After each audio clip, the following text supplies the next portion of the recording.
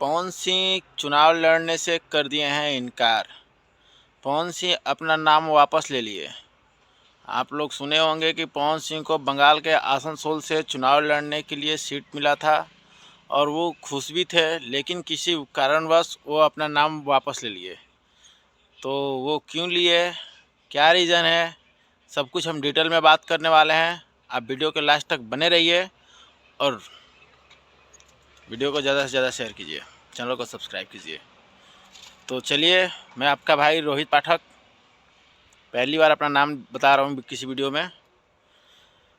तो पवन सिंह के चुनाव नहीं लड़ने के सबसे बड़ा रीज़न ये है कि पवन सिंह का कुछ इंटरनल प्रॉब्लम, मतलब कि कुछ बातें ऐसे अंदर से निकल के आया है कि बंगाल में पवन सिंह पर जानलेवा हमला करने की तैयारी था।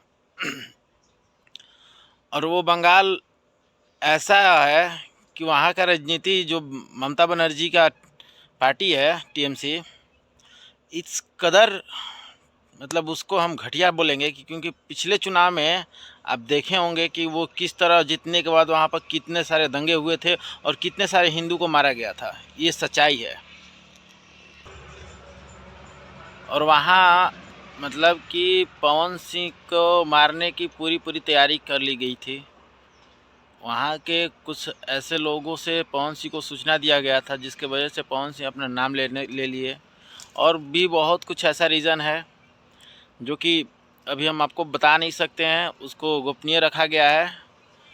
फिर से पवन सिंह को मतलब कि नाम वापस लेने के वजह कुछ और भी है, और वो किसी के कहने से ये ऐसा किए हैं, वो अपने मन से बिल्कुल नहीं किए हैं।